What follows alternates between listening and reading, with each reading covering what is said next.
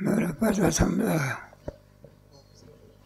बरं त्याच्या रहस्य सांगा थोडं.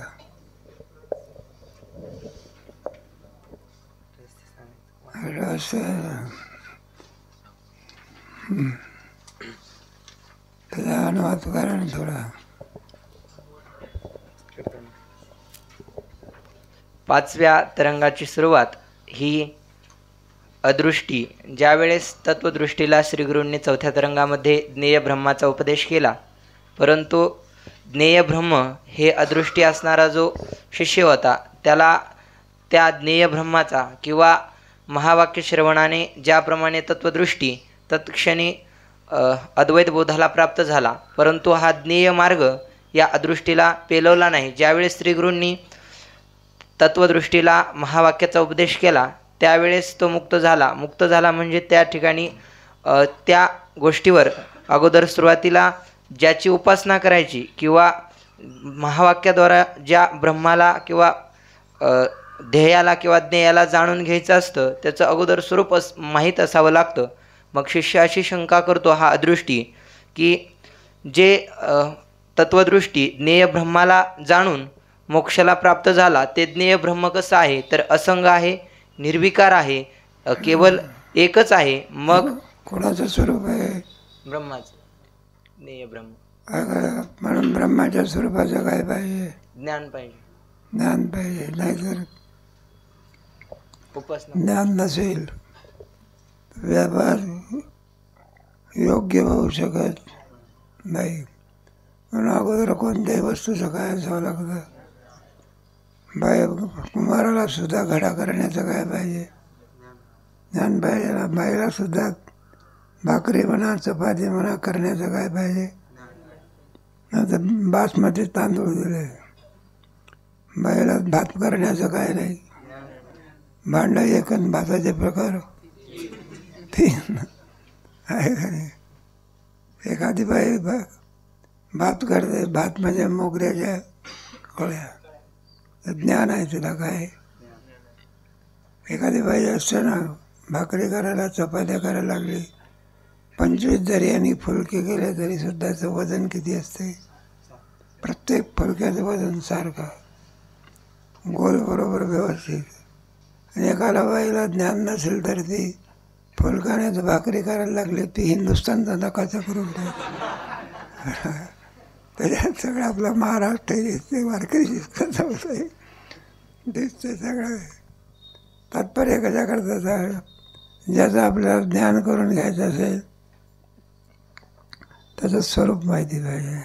मग भक्ती असो का ज्ञान, नाही तर मग अज्ञानाची भक्ती निश्चयाची संपत्ती. तयाची याची ती देव कैसा. फक्त 2-3च वेळा रामकृष्ण हरी म्हणतो, मागणं किती करतो? अस्माकं सकल कुटुंबानां स्थैर्य ऐश्वर्य आरोग्य. मग किती चतुष्पाद द्विपादामध्ये कोण कोंबड्या येत असतात, कोंबडीला किती पाय असते? कोंबडीला किती पाय असते? द्विपाद म्हणजे कोंबडी आली, चतुष्पाद म्हणजे शेळ्या बकऱ्या काय होय नाही का? याला सुद्धा तो मागत असतो. कशा करता हे सगळं सांगितलं तुम्हाला? त्याला त्याप्रमाणे त्याची प्राप्ती होते. त्या उपास्य देवतामध्ये शक्ती असते आणि त्याची प्राप्ती होते. मग आपलं उपास्य दैवत कोणतं आहे? पांडुरंग परमात्मा. आम्ही ज्याचे त्याचा पंढरी आहे. तर सामान्य आहे का तो देवाचाही काळ कळी काळाचा देव.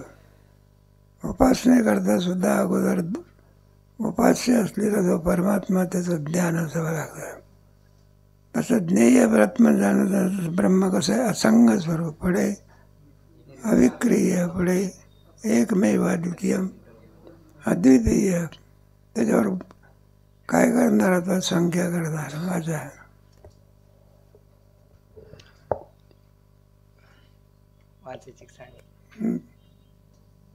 सवा करा का सवा परीक्षा असते म्हणजे 4 आणि 5ची काय असते? हे झालं की तुमची परीक्षा काय, मग प्रस्थानच्या त्यांची परीक्षा 4 आणि 5, पुढे मग 6 आणि पहिले हे झाल्यानंतर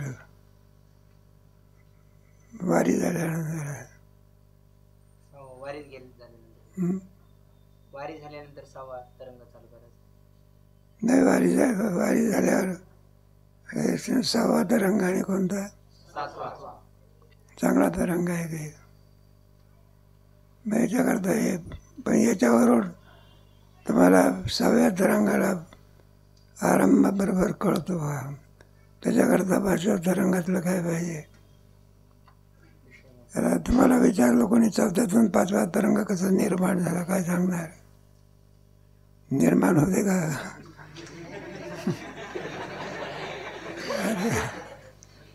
काय आहे, पहिला प्रश्न आहे ना, 4थ्यामधून 5वा तरंग कसा निर्माण झाला.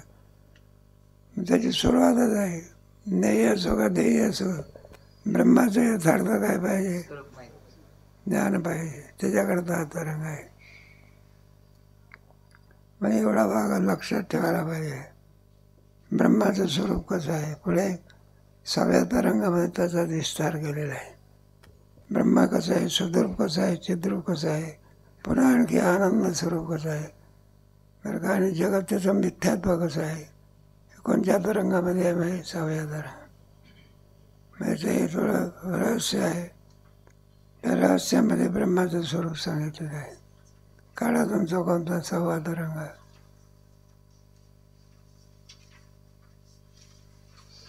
त्या 6व्या तरंगाची सुरुवात अशी आहे. हे पहा, स्वप्नावरून जागृती काय ठरवली, मिथ्या ठरवली. आता हे सांगायचं स्वप्न हे मिथ्या आहे, त्याप्रमाणे जागृती सुद्धा काय आहे. मग त्यांना सांगायचं स्वप्न हे मिथ्या नाही. स्वप्न हे कसं आहे, मग पूर्व पक्ष कोणा सांगितलं स्वप्न मिथ्या आहे म्हणून. आपण म्हटलं जागा झाला की काय होते, संपून जाते ना सगळं. आपण जे स्वप्नामध्ये पदार्थ पाहतो ते जागृतीतलेच पदार्थ आहे. कुठले, आणि ते जागृतीतले पदार्थ सत्य आहे का मिथ्या आहे, काय ते. मग तेच पदार्थ कुठे असतात, फक्त त्याचं स्मरण होत असते. काय होते, स्मृती म्हणत असतात. स्वप्नातले पदार्थ आहे, जागृतीतले पदार्थाची काय आहे, स्मृतीचे पदार्थ जे असतात ते सत्य असतात. काय असतात, मग स्वप्नस्थ पदार्थ मिथ्या नसून काय आहे, सत्य. याचा पूर्व पक्ष वाचा. तरंग 6वा. श्री गुरु सच्चिदानंदाय नमः. परिच्छेद क्रमांक 1. कनिष्ठ अधिकाऱ्याच्या उपदेशाचा प्रकार. बरं, पुढे वाचा. 4थ्या तरंगात उत्तम अधिकाऱ्याच्या आणि 5व्या तरंगात मध्यम अधिकाऱ्याच्या उपदेश प्रकार सांगितला. आता या तरंगात कनिष्ठ अधिकाऱ्याच्या उपदेशाचा प्रकार सांगावयाचा आहे. तिघजण आहे ना, ते तिघजण आहे ना. पहिला कोणता, दुसरा, तिसरा. आता 2 तरंग. 4थ्या तरंगात कोण मुक्त झाला, पुढे 5व्या तरंगात आता कोण राहिला शिल्लक. त्याच्याकरता कोणता तरंग आहे, 6वा, तर्कदृष्टी. पुढे कनिष्ठ अधिकाऱ्याची बुद्धी तीव्र असते, परंतु त्यास शंका फार उत्पन्न होतात. हेच कनिष्ठ अधिकाऱ्याचे लक्षण. उलट बुद्धी तीव्र असते आणि त्याला कनिष्ठ म्हणायचं का. पुढे त्याची बुद्धी कशी आहे, मग त्याला कनिष्ठ म्हणायचं का. तीव्र बुद्धी वाल्याला कुठं कनिष्ठ होत आहे. मग उत्तम अधिकारी कोणता,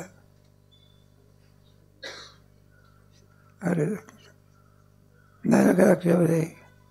कनिष्ठ अधिकाऱ्याला काय म्हटलं यांनी, तीव्र बुद्धी. मग आता श्रेष्ठ अधिकाऱ्याची कोणती बुद्धी, त्याची सुद्धा काय लक्षण कोणावर गेलं, लक्षण कोणावर गेलं, मग विसंगतपणा आहे का नाही, काय एवढं म्हणायला पाहिजे. उलट त्याच्यातला सखोल माहिती होण्याकरता शंका काय करतो, तो जास्त करतो. कोणती माहिती होण्याकरता, सखोल माहिती. नाही तर आपलं मौनम सर्वार्थ, काही सांगितलं तरी होय बा आपलं, जाऊ दे आपलं. चांगली गोष्ट आहे ना. शंका करणं हे लक्षण समजण्याचं द्योतक आहे. समजल्याशिवाय माणसाला शंका करता येत. तुमच्या गीतेमध्ये आहे ना, 11व्या अध्यायातून 12व्या अध्यायाची काय केली आहे शंका. 12वा अध्याय कसा निर्माण झाला, निर्गुण भक्त आवडतो का सगुण भक्त आवडतो, हे कुठं सांगितलं 11व्यात. नाही, निर्गुण आवडतो का सगुण आवडतो हे कुठे सांगितलेलं आहे, 11व्यामध्ये सांगितलं आहे. किरीटिनम कदिनम चक्रस्तमिच्छामि त्वां द्रष्टुमां तदैव तेनैव रूपेण चतुर्भुजेन भव विश्वरूपा. म्हटलं हे रूप तुमचं काय करा, कोणतं रूप धारण करा. आवड कोणत्या रूपावर ठेवली, आणि याच्यातून हा 12वा अध्याय एवं सततयुक्त आहे. याच्या पक्षाने व्यक्तम ते शांकी निर्गुण वृत्त श्रेष्ठ का सगुण वृत्त श्रेष्ठ. भगवान सांगतात तुला विषय कळाल्याशिवाय शंका करता येईल. विषयच कळाला नाही. एकाला गीता सगळी संपली बघा, सांगतेचा दिवस. एक जण आणि आपला उभा राहिला, म्हणला सगळी गीता सांगितली नाही का. त्याच्यातले म्हटलं तुम्ही 2 गद्दे सांगितले नाही. दोगदास गोपाल सगळी गीता सांगितली, गीता सांगितली, शिल्लक राहिलेल्या 2 गद्दे कोणते आहे. मग आपलं सांगणाऱ्या वक्ताने सांगितलं. म्हटलं तुझा अधिकार न सांगताना तुला सांगितली, तू एक मी एक. काय गीतेमध्ये आहे ना, आहे काय, त्या रामायणामध्ये आहे बघा. ते संपूर्ण रामायण संपत आलं, सांगतेचा दिवस. एकाने प्रश्न केला, म्हटलं पंडितजी, म्हटलं काय बाबा, म्हटलं तुमची रामायणात शंका आहे. म्हटलं रावणाने सीतेचं काय केलं, हरण केलं की. ते म्हटलं हरण जसं तसं ठेवलं का. जाऊ द्या, शंका करण्याकरता अगोदर विषय समजावा लागला. म्हणून बरोबर त्याला 5वा अध्याय काय झाला, सतरंग संपला. त्याच्यातून ही शंका आहे बघा, कोणत्या 6व्या ह्याच्यामध्ये वाचा. म्हणून सर्व शंका निवृत्त करण्याकरिता या तरंगात अनंत युक्ती वर्णन केले आहेत. चतुर्थ तरंगात सांगितलेला विषयच युक्तीने पुन्हा सांगितलेला आहे. त्याचं जास्त वर्णन, थोडक्यामध्ये वर्णन कोणत्या अध्यायात केलं, आणि पुढे याच्यामध्ये काय केलं, विस्तारपूर्वक. एखादा कीर्तनकार नाही का वेळ होत आली तर संक्षिप्त मुद्दे सांगतो, आणि भरपूर वेळ असेल तर मग विस्तारपूर्वक आहे. ते वेळ भरपूर झाली का कमी आहे कशावरून ठेवा, श्रोत्यावरून समजायचं. कशावरून, अरे वा श्रोत्याने जर जोरात टाळ मारला तर असं समजायचं लवकर लवकर काय करायचं. तरी जरी ध्यानात नाही आला टाळ वाजवणे सुद्धा, मग ते शब्दच म्हणतात ज्ञानेश्वर. बरं ज्ञानेश्वर माऊली केली तरी सुद्धा ध्यानामध्ये आलं, मग ते शब्दच म्हणतात विठ्ठल. तेव्हा विस्तारपूर्वक आता 4थ्या 5व्या तरंगातला भाग इथे सांगणार आहे पुढे. म्हणून श्रवण केलेल्या अर्थांविषयी ज्यास कुतर्क उत्पन्न होतात त्यांचे समाधान होण्यास हा तरंग उपयोगी आहे. पाचव्या तरंगात आरंभीच चैतन्याहून भिन्न अज्ञान आणि तत्कार्य प्रपंच हे सर्व स्वप्नाप्रमाणे मिथ्या आहेत असे श्री सद्गुरूंनी सांगितले. ते ऐकून आपल्या दोन्ही बंधूंचे समाधान झालेले पाहून तिसरा शिष्य तर्कदृष्टी हा साशंक झाला. दोघांचं काय झालं? काय ऐकून?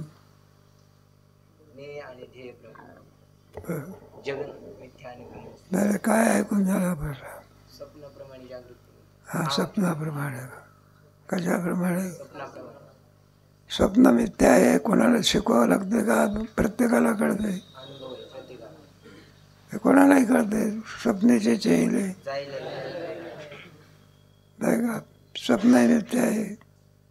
एखाद्याला स्वप्नामध्ये वाघ दिसला, मग तो लगेच किंवा एखादा हंडा सापडला. काय सापडला? कुठे? स्वप्नामध्ये मोहराचा हंडा सापडला. आणि पुढे काय झाला? जागा झाला. जागा झाल्यानंतर तो असं म्हणतो का हंडा सापडला तो खरा आहे का खोटा आहे? सांगावं लागत असते का त्याचं त्यालाच कळते? स्वप्नातला हंडा कुठं खरा असतो का? मग स्वप्नात आहे तोपर्यंत काय वाटतं? स्वप्न संपल्यानंतर मिथ्यात्व सांगावं लागते काय? मग स्वप्नातलं मिथ्यात्व सांगण्याकरता उपदेशाची आवश्यकता नाही. स्वप्नाप्रमाणे जागृती मिथ्या सांगण्याकरता काय? उपदेश आहे. कोणाची? जसं स्वप्न मिथ्या आहे त्याप्रमाणे जागृती सुद्धा कशी आहे. तुमच्या पाचव्या तरंगात दिलं ना, समान सत्तेत कोणता व्यवहार होतो? तो राजा झोपला, पुढे त्याला काय पडलं? स्वप्नात काय झाला?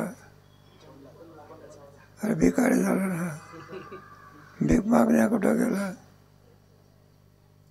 तिथलं कोत्र त्याला काय झालं?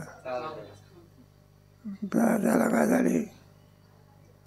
जखम झाली, रक्त वाहू लागलं. पुढे कोणाकडे गेला? जेवायला गेला का? वैद्याकडे गेला. मला असंच आहे त्याचं डोकं. तो म्हणलं पैसे पाहिजे. म्हणलं उधारी. म्हणलं ते काय उधारी बंद असं. मग त्याचा जखमेवर ते कोणी उपचार केला? कोणी तर दयाळू मला. आणि त्याच्या औषधाने स्वप्नातला घाव काय झाला? झाला दृष्टांत सिद्धांतात बसवा. बरोबर आहे ना?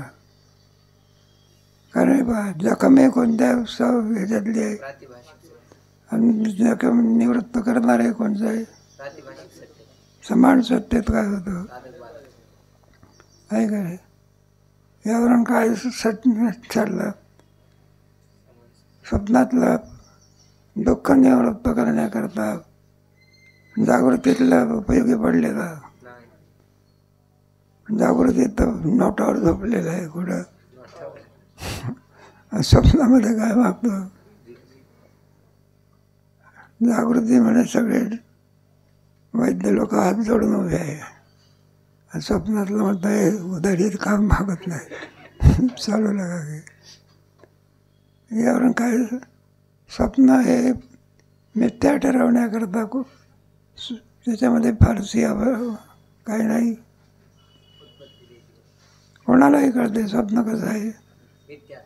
पण आता महत्त्व कशामध्ये? स्वप्नाप्रमाणे कोण मिथ्या आहे, पण जागृती मिथ्या असं म्हटलं तर जमतं का? कोणी मनुष्य काय म्हणत जागृती मिथ्या असं म्हणेल का?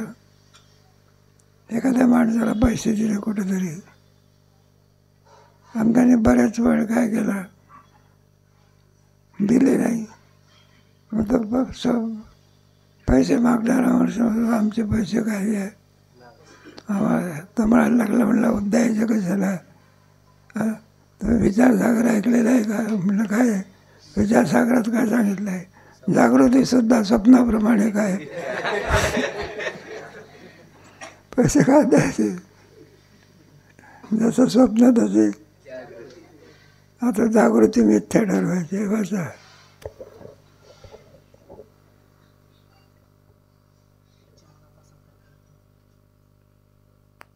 त्याच्या मनात असा तर्क उत्पन्न झाला की स्वप्नातील सर्व पदार्थ मिथ्या असतात हे गृहीत धरून मग तो दृष्टांत घेऊन त्या दृष्टांताने जगास मिथ्या म्हणतात, पण स्वप्नपदार्थ अनिर्वचनीय मिथ्या आहेत असे निश्चित ठरले नाही.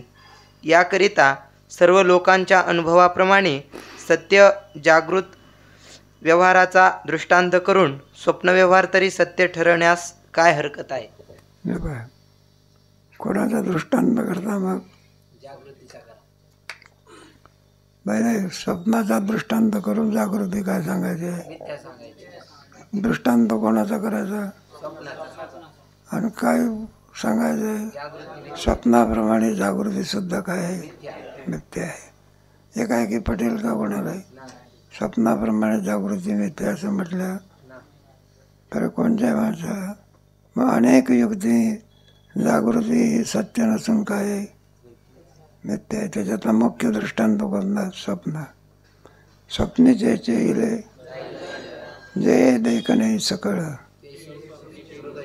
मनवाने चिंते चरण कमळ. ज्ञानेश्वर महाराज सांगतात जे जागृती दिसते ते स्वप्नातल्या प्रमाणे आहे, संतांचे सुद्धा त्याला प्रमाण आहे. आता जागृती मिथ्या ठरवायची आहे, त्याच्याकरता त्याचे अवच्छेद कोणते कोणते त्याचा विचार करतात. वाचा. हा अभिप्राय मनात धरून स्वप्नव्यवहारास सत्यत्व ठरविण्याविषयी तर्कदृष्टी शंका करतो. आता ते तर्कदृष्टी काय करतो, स्वप्नाप्रमाणे जागृती सुद्धा काय आहे, मिथ्या आहे. आणि कोण मिथ्या आहे अगोदर, आणि त्याच्या प्रमाणावरून कोण मिथ्या आहे.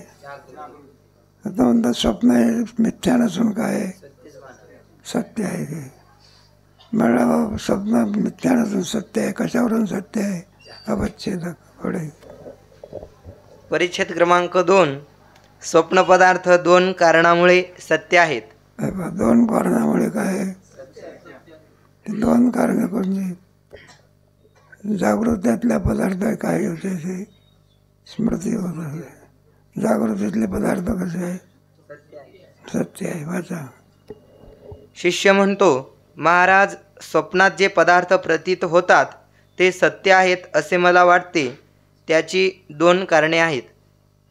एक, जागृतीत जे पदार्थ प्रतीत होतात त्यांचे स्वप्नामध्ये स्मरण होते. कुठे होते, स्मृतीने युक्त असणारे जे पदार्थ आहे तेच अलग लक्षामध्ये. जागृतीतलेच पदार्थ काय कुठे दिसतात, जागृतीतले पदार्थ सत्य आहे का मिथ्या आहे. मग तेच पदार्थ कुठे असतात, मग स्वप्नातले पदार्थ मिथ्या नसून काय सत्य आहेत. पुढे ज्या पदार्थांचे स्मरण होते ते जागृतीतील पदार्थ सत्य आहेत, म्हणून स्मृतिज्ञानाचे विषयी जे स्वप्न पदार्थ तेही सत्यच आहे. आपल्याला ज्याची स्मृती होत असते ते पदार्थ जागृतीमध्ये काय असतात, नाही काय. ज्याची स्मृती होते ते जागृतीमध्ये काय, त्याचीच आपल्याला काय होते. म्हणून स्वप्नामधले पदार्थ मिथ्या नसून काय स्मृती ज्ञानाचे विषय म्हणतात. कशाचे, मग स्वप्नातले पदार्थच अलग लक्षामध्ये मिथ्या नसून काय सत्य. कारण ज्याची स्मृती होते कोणाची, पदार्थाची, ते पदार्थ जागृतीमध्ये काय, पण स्वप्नातले पदार्थ मिथ्या नसून काय. म्हणजे एक भाग. दुसरा कोणता, जे पदार्थ जागृतीत अत्यंत अज्ञात असतात त्यांचे स्वप्नामध्ये स्मरण होत नाही, किंवा स्वप्नावस्थेत लिंग शरीर स्थूल शरीर सोडून बाहेर जाते आणि बाहेर असलेल्या सत्य पदार्थांस पाहते, म्हणून स्वप्न पदार्थ सत्यच आहेत. जागृतीतले जे पदार्थ आहे, स्वप्नातले पदार्थ आहे, स्मृती ज्ञानाचे विषय आहे. एक आणि दुसरा आहे ना, लिंग शरीर, शरीराला सोडून कुठं जाते आणि कोणाशी व्यवहार करते. मग आहे ना, ज्या पदार्थाशी व्यवहार करते ते पदार्थ मिथ्या आहे का सत्य आहे का रे? म्हणून स्वप्नातले पदार्थ मिथ्या नसून काय, लिंग शरीर जाते ना. स्वप्नामध्ये काय होते, आपलं 3 अवस्था आहे ना, जागृती, स्वप्न आणि सुषुप्ती. तर मला गेला आहे की शरीराचे प्रकार केलेले आहे. एक स्थूल शरीर, एक कोणतं आहे ना, आहे. तेव्हा कोणता मराच्या वेळेला कोणतं शरीर जात असते, या शरीरातून निघतं आणि पुढे त्यांच्याप्रमाणे काय ज्याचं कर्म असेल त्याप्रमाणे त्या देहाची काय होते. त्याच्यात बराचसा विचार. तुमचा गीतेचा 16 अध्याय वाचला म्हणजे अति जर पाप असेल तर नरकाधिकाची काय होते. तानान दिशत क्रूरान नाही संसारेशी नराधम शिपाम अजस्रम शुभा. अजस्राच्या नरकामध्ये टाकतात. किती वर्ष राहतो, मुडा जन्मनी माम प्राप्य कमते तत्वयांते धमांगती. कोणत्या अध्यायामध्ये अध्याय असते का? अतिपापामुळे मिळणारे देह असतात. देह घातले नरकच असतो तो एक प्रकार. मग त्याच्यामध्ये विचार केलेला आहे. म्हणून लिंग शरीर असतं, स्थूल शरीर इथेच पडतं. कुठे पडतं? जीवापेत वा वकील शरीरम ब्रियते न सहा. जीवरहित शरीर जे आहे ते शरीर इथे पडतं आणि जीव त्याच्यातून काय होतं, निघून जात. मुक्त होतो का दुसऱ्या देहात जातो? मुक्त केव्हा होतो? ज्ञान झालं तर. मेल्यानंतर मुक्त होतो का जिवंतपणी? मेल्यावर मुक्त होत असते का? हो, ते काय अपवाद असतो. काय असं मेल्यानंतरही सुद्धा त्याला मुक्ती मिळते, थोडा अपवाद आहे. त्याच्याकरता भगवंताने तुमच्या श्रीमद भागवतामध्ये पत्नीचं आख्यान सांगितलेलं आहे. ते पत्नावरून तुम्हाला आपल्या काय वाच विचारसागराचा पाठ आहे. ती भगवान श्रीकृष्णाला कशा करता आली ती आहे का? ती मारण्याकरता आली भगवंताला. पण भगवंत मरण्याच्या ऐवजी कोण मेली?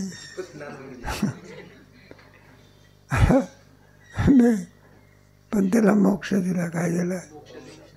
तुमच्या गीतेमध्ये आहे ना, अहो बकीयम स्वनकालकूटम जिगंशी पयाम. भागवतामध्ये त्याला सुद्धा इतर याच्याप्रमाणे त्या पत्नीला काय दिला? मग मोक्ष दिला. तात्पर्य कशा करता हे सांगितलं की 2 प्रवाह असतात. ज्ञान नसेल तर या देहामध्ये तो मुक्त होतो, आणि अज्ञान असेल तर कोणत्या देहाला जाईल काही सांगता येत. जड भरत राजा घाला तो घातला. एवढा मोठा राजा, पण अंतःकरणामध्ये हरणाची वासना असल्यामुळे कोणत्या देहाला प्राप्त झाला? हरणाच्या देहा. यम यम वापी स्मरण भावम त्यजत तम तमैव तदा तद्भाव. तात्पर्य कसं करता? लिंग शरीर असं झालं तर गीतेमध्ये आहे ना तुमचं कल्पना आहे, त्याचं वर्णन आहे बा. कधी 8व्या अध्यायामध्ये तत्वाचा विचार केलेला आहे. तत्व विचार असं म्हणत असतं त्या. किं तत् ब्रह्म किं किं कर्म पुरुषोत्तम अधिभूतं च किं प्रोक्तम अधिदैव. ब्रह्म म्हणजे काय? किं तत् ब्रह्म किं किं अध्यात्म किं. अधिदैव म्हणजे आहे का नाही? अधिदैव म्हणजे जीव. कोण? आणि अधियज्ञ म्हणजे परमात्मा. अधिभूत म्हणजे शरीर. सुंदर विचार आहे तिथे. या शरीराला सोडून आधी ते जीव म्हणजे काय होतं, निघून जातो, मुक्त होतो का दुसऱ्या देहात जातो. मग कोणत्या कोणत्या देहामध्ये जाईल काही सांगता येईल. त्याप्रमाणे लिंग शरीराला सोडून, लिंग शरीर स्थूल शरीराला सोडून कोणाचे व्यवहार करतो, कोणत्या अवस्थेमध्ये, स्वप्नावस्थेत. मग जागृतीतले पदार्थ मिथ्या आहे का सत्य आहे.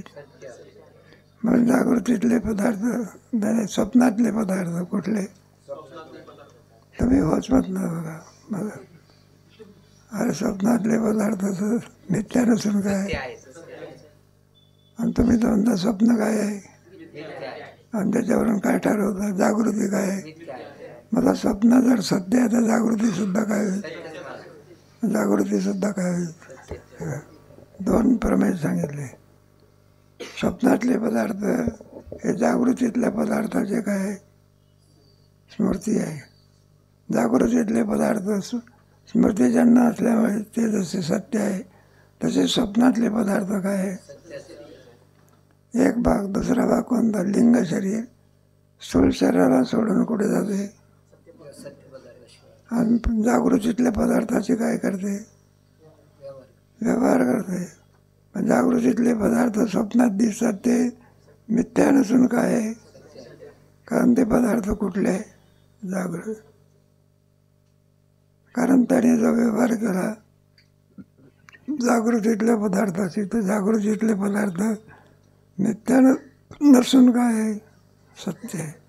दोन कारणाने स्वप्नातले पदार्थ सत्य नसून काय आहे, एक तो स्मृतिज्ञानाचे विषय, आणि दुसरा लिंग शरीर.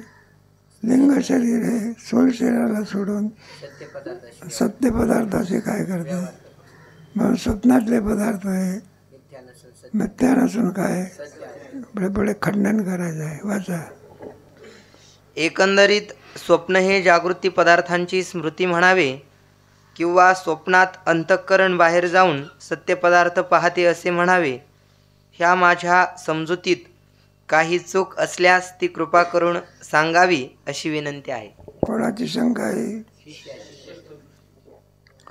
एकंदर स्वप्नातले पदार्थ हे जागृतीतल्या पदार्थाची स्मृती आहे ना. जे आपण स्वप्नामध्ये पदार्थ पाहतो ते कोणत्या पदार्थाचं स्मरण आहे, ते जागृतीतल्या पदार्थ. आणि जागृतीतल्या पदार्थ, जागृती तुम्हाला सत्य आहे हे सांगण्याचं काही काय नाही. फक्त एवढंच आहे, काय सांगायचं आहे की ते स्वप्नाप्रमाणे काय आहे, त्याचा विषय कोणता आहे.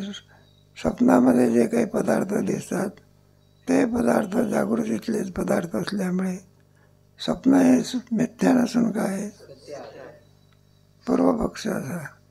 दुसरा पक्ष कोणता घेतला, लिंग शरीर स्थूल शरीराला सोडून काय जाते, आणि सत्य पदार्थाचे काय करते.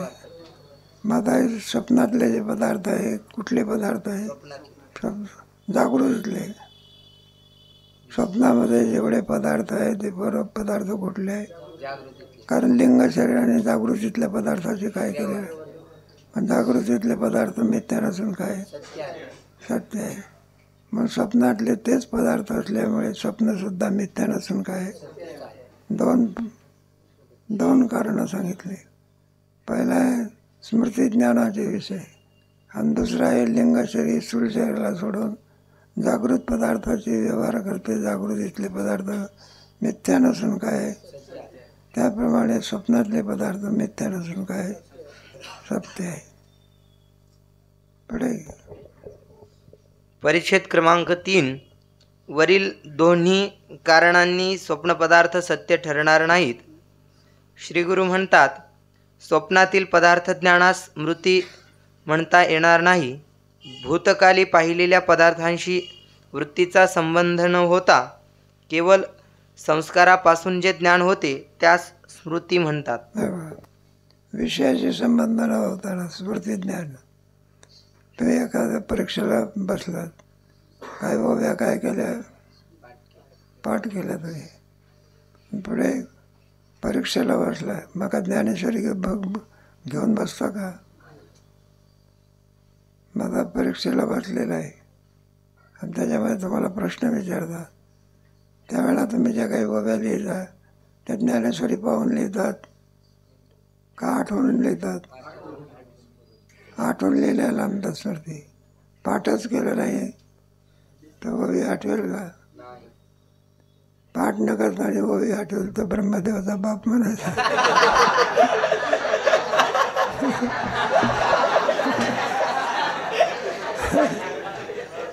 पाठच केले ते संस्कार असतात, काय असतात, आणि त्या संस्काराने तुम्हाला ओवी काय होते, मग आठवते.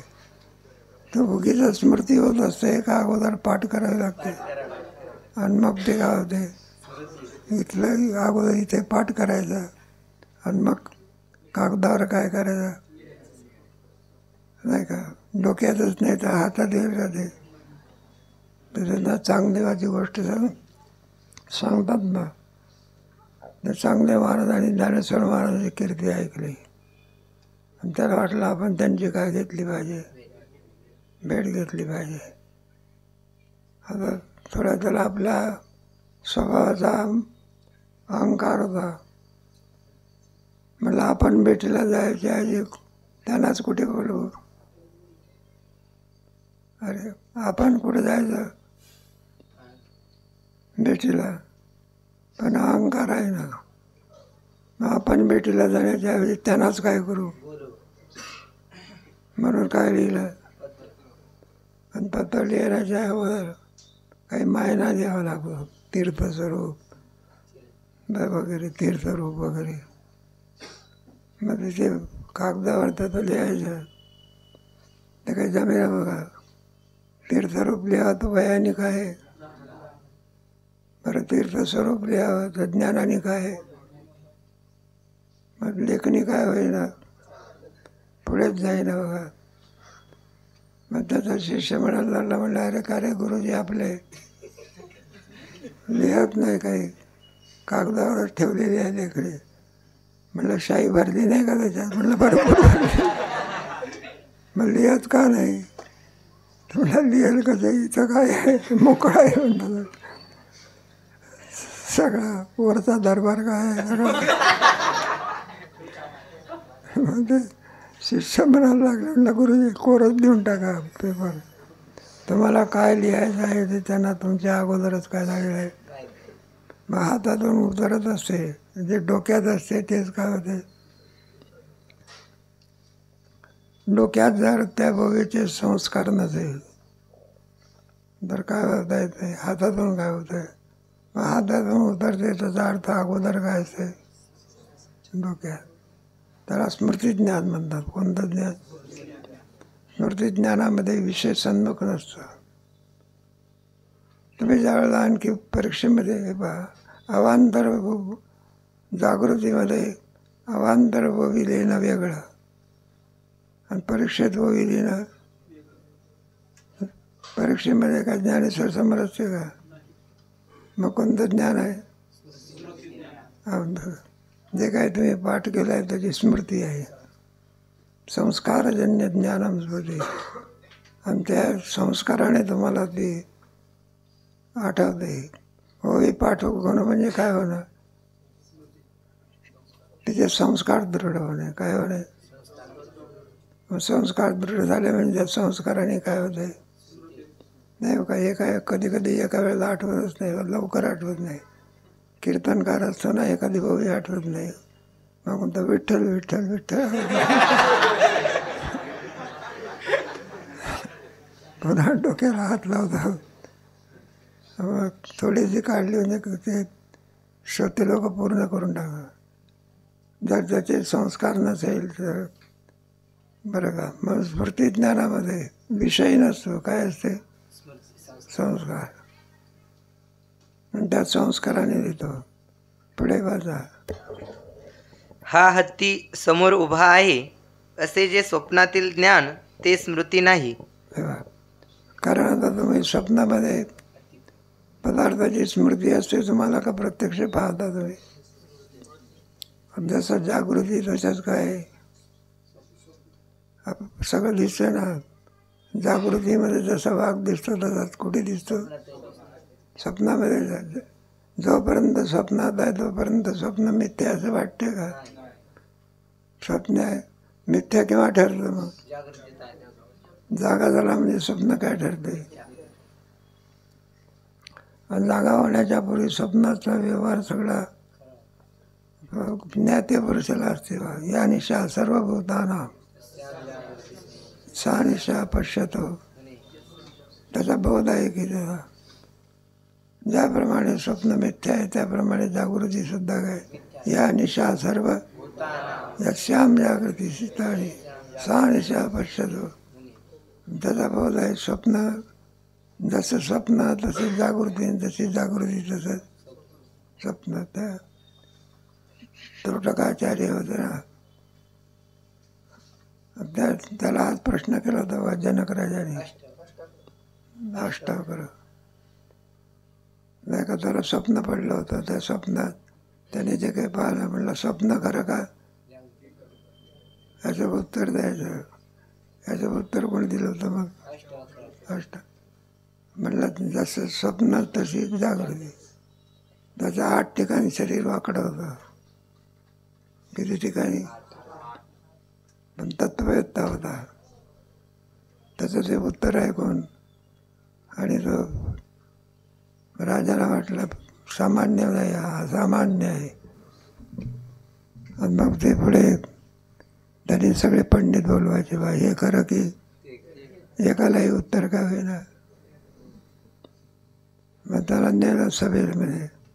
त्याचं ते वाकडं शरीर पाहून सगळे पंडित लोक काय व्हायला लागले. अरे असं व्हायचं, एक पाय केला की. मतलब अष्टावक्र म्हणायला लागला. म्हणलं राजा, म्हणलं मला कुठे आणलं? म्हणलं पंडिताच्या सभेत आणलं. म्हणलं हे पंडिताची सभा नाही, सगळी चांभाराची सभा आहे. आता कालाचा योग पाहून बोलायचं असते. विद्यार्थी म्हणून आहे म्हणून बरं आहे बा. चांभार शब्द वापरणं आता काय आहे? गुन्हा आहे बघा. सावधगिरी काय केली पाहिजे? काल काय झालेलं आहे, केस होऊ शकते, काय होऊ शकते काय. म्हणून हरिजन सुद्धा काय करता येत नाही.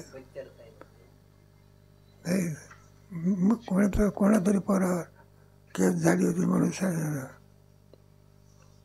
म्हटलं हे कशावर नाही? यांची दृष्टी कशावर आहे?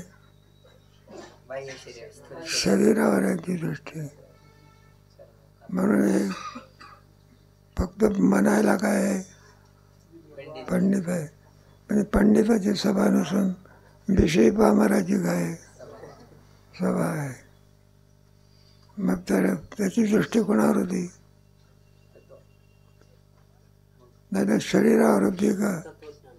शरीर ज्याच्या सत्तेने चालते त्या सत्तेवर होती. झाले शरीर कोण बोलत ते सत्ता आहे ना. जोपर्यंत सत्ता आहे तोपर्यंत शरीराचा चालते. एकदा सत्ता संपली की चालत असते. प्रेत का न्यावं लागत असते. मग कोणाच्या सत्तेने चालते? तुमच्या गीतेमध्ये खेळ का तीर भरता प्रभव प्रलय स्थानम निदानम दे आकाशे सर्वत्र बसावे.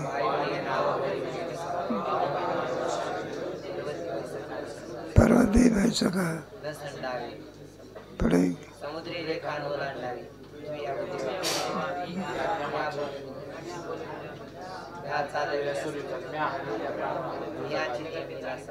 असा जो पाऊस आपोआप पडतो का? कोणाच्या सत्तेने पडतो? तुमच्या गीतेमध्ये आलं ना, वर्षावी जळे. मग कोणाच्या सत्तेने पडतो? ईश्वराची त्याला सांगितलं सगळ्या जगाला काय पुरवलं पाहिजे? पाणी पुरवलं पाहिजे. पाणी पुरवठा मंत्री. बरं एकाच ठिकाणी पाणी पडतं का सगळ्या जगामध्ये? एकच शेतकरी लोक असते ना, अलीकडे निघाला आहे. मग त्या नळीने पाणी देतात. कशाने? मग नुसती एकाच याच्यावर राहते का अशी सगळं फिरवावे लागते. नळी फिरत असते का हात फिरते? नळी कुठं फिरत असते का? मग कोण फिरते? हात फिरते. हातही सुद्धा कोणाच्या सत्तेने फिरतात. मग ईश्वर काय केलं पाहिजे? जाऊ दे आपला दृष्टांत. हे कशा करता चाललेलं आहे आपलं? स्मृती. स्मृती आहे ना, स्वप्नस्थ पदार्थ हे जागृतीतल्या पदार्थाची स्मृती आहे. स्मृती म्हणजे ज्याच्यामध्ये विषय नसतो पण संस्कार असते. संस्कारजन्य ज्ञान स्मृती असं आहे. नाही का बाबी समोर आहे का तुमच्या डोक्यात आहे ते म्हणून कोणतं ज्ञान ते स्मृती ज्ञान. पुढे वाचा. हा हत्ती समोर उभा आहे असे जे स्वप्नातील ज्ञान ते स्मृती नाही, कारण वृत्तीचा संबंध हत्तीशी नाही आहे म्हणून ते प्रत्यक्ष आहे. हे पहा, आता स्मृती काय म्हणत असेल? तुमच्या इंद्रियाचा संबंध विषयाशी नाही. कशाशी नाही? पण ज्ञान आहे स्मृती ज्ञान. आणि विषयाशी संबंध असेल तर प्रत्यक्ष ज्ञान. संबंध असेल तर प्रत्यक्ष ज्ञान, आणि संबंध नसेल तर नंतर कोणतं. मग तुम्ही परीक्षा द्यायला लागल्या तर ओळी दिसते का? मग बरोबर कशी लिहिली तुम्ही स्मृती? त्याचे संस्कार होते. प्रामाणिक आहे ना तुम्ही? बरं का, प्रामाणिक म्हणजे कोणाचं पाहून नाही लिहत. ते आमच्या याच्यावर होते. जाऊ दे दृष्टांत विषयांतर होते. तात्पर्य ज्या अर्थी तो ज्ञानेश्वरी समोर नसतानाही सुद्धा काय करतो? त्याहीपेक्षा काय की परीक्षा देतात पोरं गातेची आणि कशाची. मग ज्ञानेश्वरीने गाता समोर आहे का त्यांच्या? मग आठवते कसं? कोणतं ज्ञान आहे? स्मृती ज्ञान. तसेच स्वप्नामध्ये हा हत्ती पुढे उभा आहे, हा पर्वत आहे, ही नदी आहे असे प्रत्यक्ष ज्ञान असते म्हणून त्यास स्मृती म्हणता येणार नाही. प्रत्यक्ष ज्ञानेश्वरीत पाहून पेपर लिहितो त्याला स्मृती म्हणता येईल का? स्मृती ज्ञानामध्ये विषय काय नसतो. आणि स्वप्नामध्ये तर सगळं दिसतं की जागृतीप्रमाणे.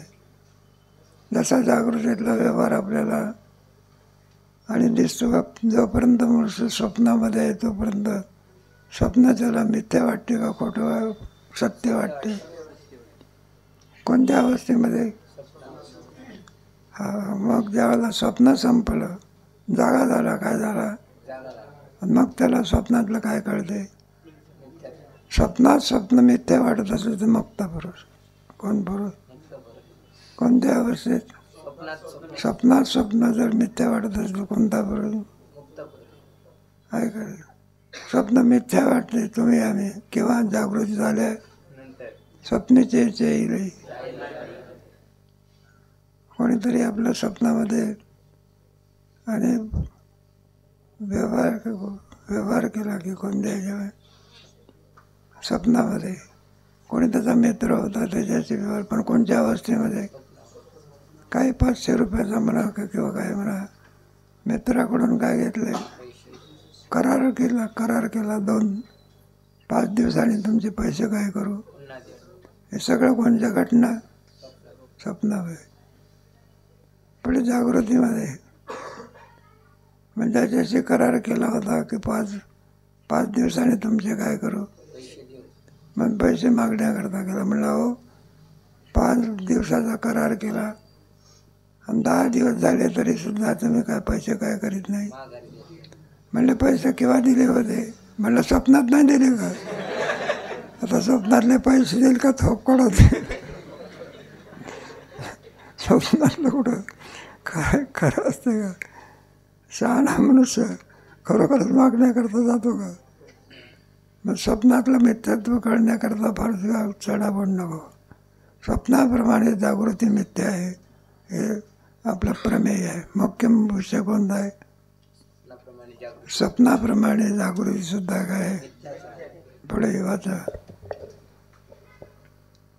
म्हणून त्यास स्मृती म्हणता येणार नाही. स्मृती ज्ञानात विषय सन्मुख नसतो.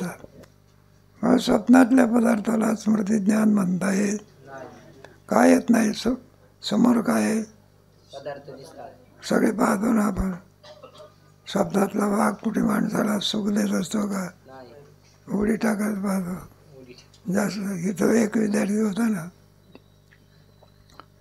बळकटी बिळकटी बांधली बघा इथं सज्जावरून. लोकांना वाटायला लागलं, म्हणलं वाघ बळकटी बांधून कुठं चालला आहे? अरे कुठं चाललं? म्हणलं वाघ पाठीमागे. काय लागला?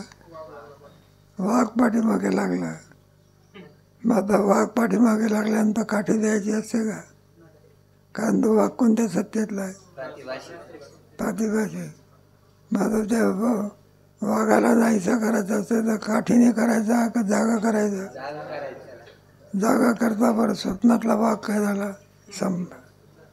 आता जागा रे भाई नो, जगजोगी जगजोगी.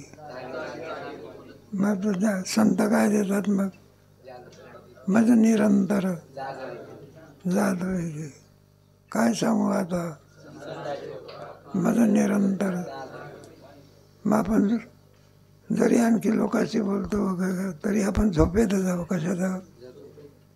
अज्ञानाला काय म्हटलेलं आहे? मग ज्ञानी असेल तर मग शहाणा मनुष्य.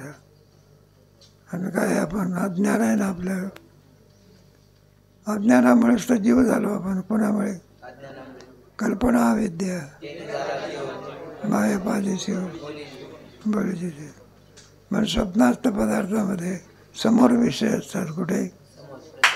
मग स्वप्नातल्या पदार्थाला स्मृती म्हणता येत. पुढे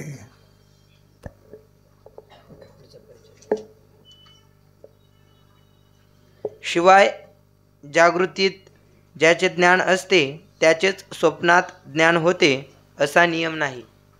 तसा काही नियम नाही. काही ज्याचं ज्ञान असते त्याचंच होते असा काही नियम आहे का? एका स्वप्न पडत असते का भिन्न भिन्न पडते? आजचं स्वप्न उद्या नाही, उद्याचं स्वप्न.